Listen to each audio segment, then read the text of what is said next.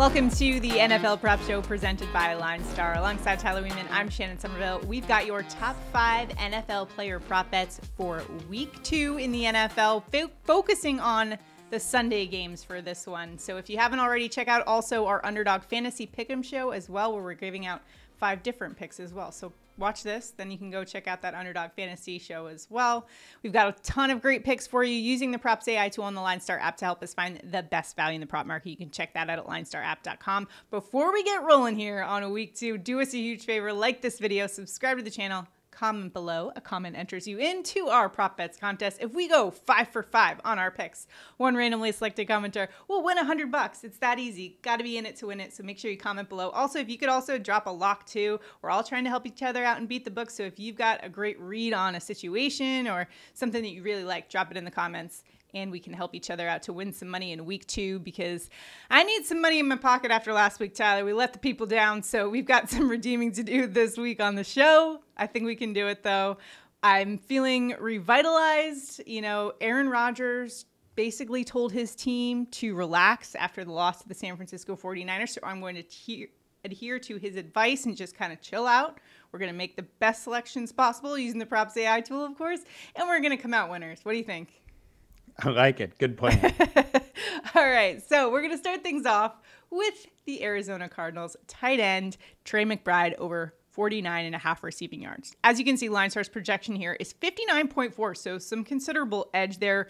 McBride only had 30 receiving yards week 1, but he was targeted. And what we saw basically in week 1 was that Marvin Harrison wasn't taking anything away from guys like Trey McBride, and Arizona Cardinals seem very content to just dump it off to Dortch or McBride in this one. So I'm fairly confident in Trey McBride with the over here. How about you? Yeah, I think he's going to get it. He had 9 targets. He averaged 65.5 yards per game once he starting in week 8 of last year.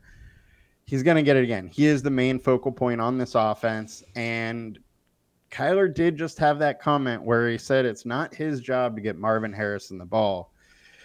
Whether you believe that or not is totally different, but he obviously does not feel like he needs to force the ball to Marvin Harrison. And at this point, Trey McBride is his proven option, and I think he's going to keep doing that, waiting for Harrison to really get up to speed in the NFL game. Yeah, especially in a division game against the Rams, and the Lions used their tight end quite a bit last week in Laporta, who ended up with 47. So this is a good spot here for Mr. Trey McBride. Next up, let's go to the Washington Commanders, shall we? Terry McLaurin didn't have that great of a week 1, but I think he's due for a bounce back. So we're going over 50.5 receiving yards. LineStar's projection for Scary Terry is 60.6. Again, just 17 receiving yards in week 1, but I found a pretty cool stat from PFF. Listen to this. Among 35 NFL defensive right cornerbacks with at least 15 defensive right coverage snaps, Giants cornerback Deonte Banks, a 37.1 PFF defensive right coverage grade, we're getting specific, ranks 33rd. And then when you look at McLaurin, he played 41 of 48 snaps, lined to the team's left side wide receiver. So kind of assuming that wide receiver 1 role that we all expected him to in this new offense. So this is a really great matchup for him against a Giants weak secondary that basically made Sam Darnold look like the next Tom Brady. So that's my take on McLaurin this week. What do you think? Oh, that is hilarious, but it is it's true. I mean, look, they have to go to McLaurin as far as Jaden Daniels. He is a rookie quarterback. He is going to key in on McLaurin, and there's just no way they're going to only give him 17 yards again. They're going to give him more work. The other thing is they're not going against a defense that is blitzing as much. Should give Daniels a little more time to sit back, go through his progressions, and get the ball to the open guy. Pretty much what he was doing last game is the blitz would come, he would see it, and he would, get around the edge and get the first down on his own. I don't think that's going to be the case this week. I think he's going to have more time, and he's going to be in the pocket trying to pass the ball. Well, another reliable wide receiver that we're going to rely on this week is Amon-Ra St. Brown, another guy who really didn't put up anything in week 1, but we're expecting a bounce back in week 2. Amon-Ra St. Brown over 80.5 receiving yards, LineStar's projection all the way at 96.6, just 13 receiving yards last week. However, going up against a Tampa Bay Bucks defense that a lot of guys got hurt in that game in week 1 against Washington. In fact, 4 of the Bucks DBs got hurt in that one, and I think this is a good spot for Amon-Ra St. Brown to kind of bounce back and put up those numbers that we've expected him to, like we did last week. He didn't cash for us last week, but we're still going there again. What do you think? Yeah, I mean, this is one of the most consistent wide receivers in the league. I don't think that ended. I don't think all of a sudden he's just going to be a bad receiver. He is very good.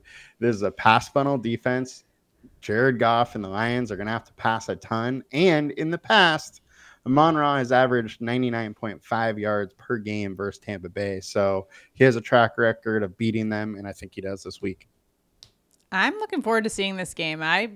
I'll be honest with you. I wasn't sure what to expect from Baker Mayfield this year with Dave Canales going to a different team. That was like his quarterback whisper. I was wondering what that was going to look like, but he looked really good in week 1. So I don't know. We'll see what happens in that game. But I still like Amon-Ra St. Brown to have a nice game for us. Hopefully he gets over that 80.5 receiving yards mark. So those are our top 3 picks. We're using that LineStar PropsAI tool. But now Tyler and I are each going to give our own pick of the week for week 2, Sunday football. What do you got, Tyler? I'm going to go with Jerome Ford over 17.5 receiving yards. Our LineStar projections 19.4. Consensus is 20.8.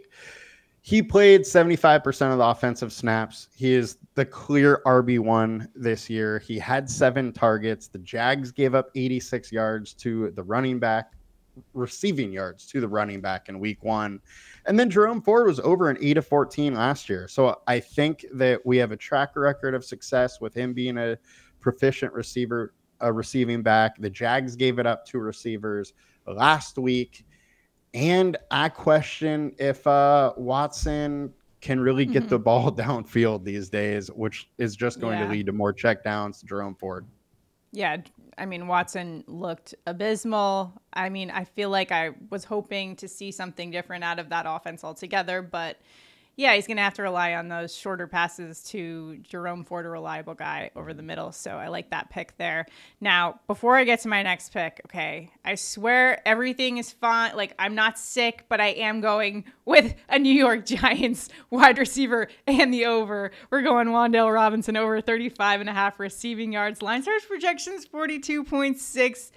Wan'Dale Robinson had 12 targets. That was the 3rd most targeted wide receiver in week 1. We've got some injuries to the wide receiver core of the Giants in this one. Malik Neighbors has a knee injury. He was limited at practice today. Darius Slayton also in concussion protocol.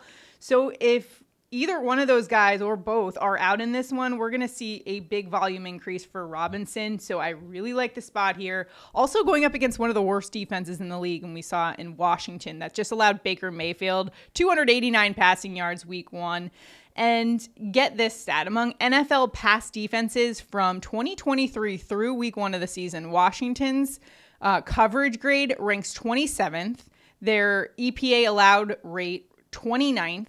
EPA allowed per play, explosive pass plays allowed, all ranked dead last. So, yes, I know the Giants offense looked terrible and Danny Dimes did not look good at all, but I think this is an okay spot for us to take the over on with Robinson, who's going to get the volume against a bad defense. And the Giants are just going to be stuck in those passing situations too. Daniel Jones is going to need Robinson, especially to be that underneath outlet that he's going to be looking for throughout this game. So let's go the over with a Giants wide receiver. Here we are, week 2. I never thought I would be rolling with a Giants wide receiver, but here we are. You know what? The numbers don't lie. It's going to cash. I'm feeling it. You gotta follow the numbers sometimes. All right. So our 5 picks, just to recap: Trey McBride over 49.5 receiving yards. Terry McLaurin over 50.5 receiving yards. Amon-Ra St. Brown over 80.5 receiving yards. Jerome Ford over 17.5 receiving yards, and Wan'Dale Robinson over 35.5 receiving yards. The receiving yards show today here on the LineStar YouTube channel. Also, if you haven't checked out our 5 picks on Underdog Fantasy, make sure to do that as well. You can also play that in the sports books as well. So check out all of the content that we have on the LineStar YouTube channel. If you haven't already, make sure to like this video, subscribe to the channel, comment below so you can enter into our prop bets contest, because one of these days we're going 5 for 5. Okay, I'm manifesting it into existence, and then we'll give out $100 to a randomly selected commenter. Fire off the money gun on next week's Week 3 prop show. So stay tuned for that. Good luck in all of your prop betting endeavors. And again, drop your locks in the comments if you've got any. We're all trying to help each other out to beat the books in Week 2. Let's go make some money. Good luck, everybody. We'll see you next time.